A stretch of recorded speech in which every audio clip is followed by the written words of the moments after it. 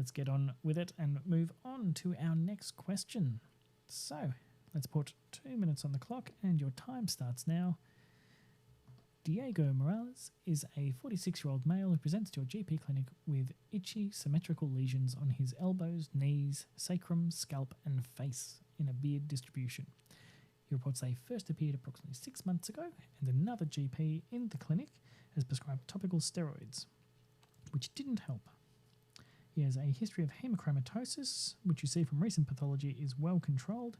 He has no other medical history. He takes no regular medications, has no known allergies, is a non-smoker, and drinks 2 glasses of alcohol 3 nights per week. Normocardic, normotensive, and is afebrile. BMI is 26.5. A picture of his rash is there. What is the most likely diagnosis?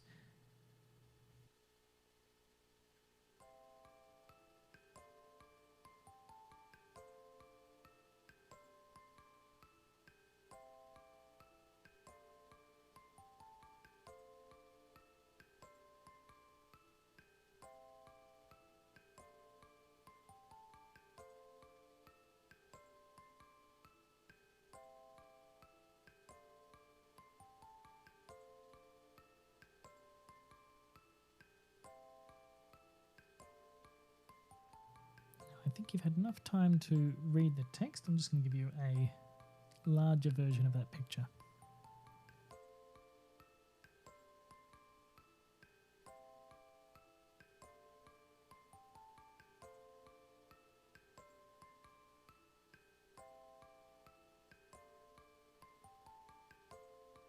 And of course, long live DermNet.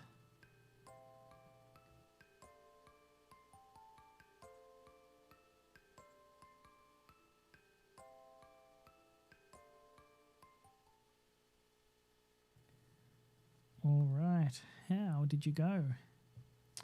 So this is one of those stations that you're either going to know it or you don't, and this is classically one of the things they'll use for dermatology or the picture questions. So this is a case of dermatitis herpetiformis. Some of the giveaways here are the fact that you have an itchy symmetrical lesion with the classic distribution being elbows, knees, sacrum, scalp, and that beard distribution to the face. It also doesn't tend to respond to topical steroids, and there is an association with hemochromatosis as well. Although that's probably getting a little bit more niche than I would expect a lot of people to know, but there is that strong association there. Alright, so of course, getting that, I think you'd be getting 2 marks to be showing consultant level knowledge in the general practice setting. Ready for the follow-up? 2 minutes on the clock and your time starts now.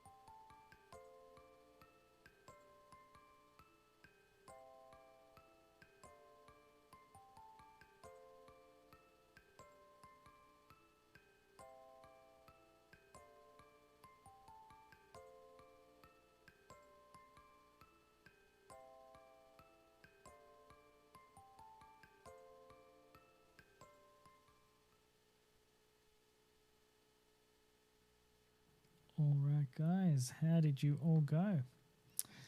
So this is one where it's about consent in a way, but mostly about explaining a procedure. So for here, the answers, there's always going to be situations where there's going to be more correct answers than necessarily specified by the marking rubric.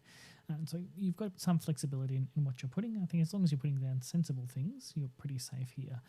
Now, I have been told there have been questions before on what are the steps of taking a excisional biopsy or skin lesion. And so this is a similar kind of vein for something that we usually do confirm on histology rather than just clinical presentation. So clean the biopsy site surrounding the skin with chlorhexidine or alcohol-based skin preparation. Administer local anaesthesia such as lignocaine at the biopsy site. With an appropriate punch size being 2 to 6 millimeters, apply downwards pressure at the biopsy site. Remove this biopsy specimen and place into container. Label container with patient details and biopsy site. Control bleeding with gauze, swabs, and gentle pressure until subsides. If required, suture the wound or apply appropriate dressing such as Steri-Strip or island dressing. Discuss wound care, including monitoring for infection, and organise follow-up for wound review and discussion of results. So again, closing that loop with the patient, going through from beginning to end so that they understand everything that's happening to their body. Bit of a throwaway one, but I think it's good to also be thinking about the processes behind the things we do day to day because it is potential questions for the exam as well. All right, coming up to another question. Hopefully you're all feeling ready and roaring to go. 2 minutes on the clock and your time starts now.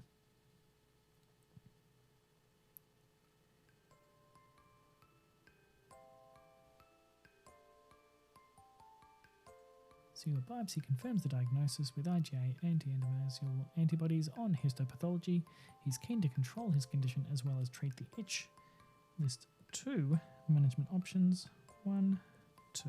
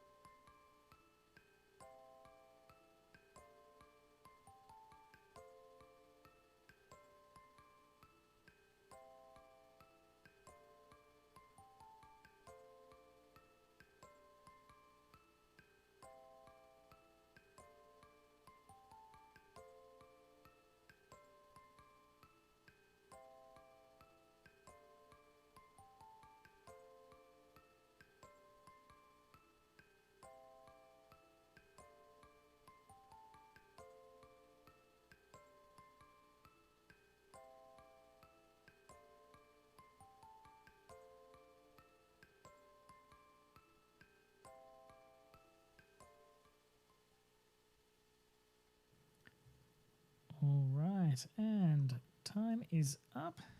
How did you all go?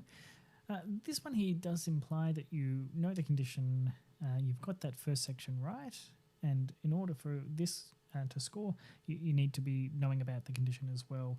So this is one of those types of stations where if you don't know the diagnosis or don't know much about the diagnosis, you're potentially going to lose a lot of marks. And the first thing I want to point out here is don't stress. There's always going to be a couple of those stations that you just don't feel confident with and don't do well in, and that's okay. That's why there's 26 cases in the exam, so that you can have opportunities like this where you may not have an area that you feel as strong in. So the correct answer here is a strict gluten-free diet, as gluten is one of the key triggers here for this condition. And so it can take up to 2 years, sometimes even longer, for there to be significant improvement. And it has to be a very, very strict gluten exclusion diet in order to get those benefits. So quite difficult to do. particularly these days with a bit more awareness and food options around, is still possible.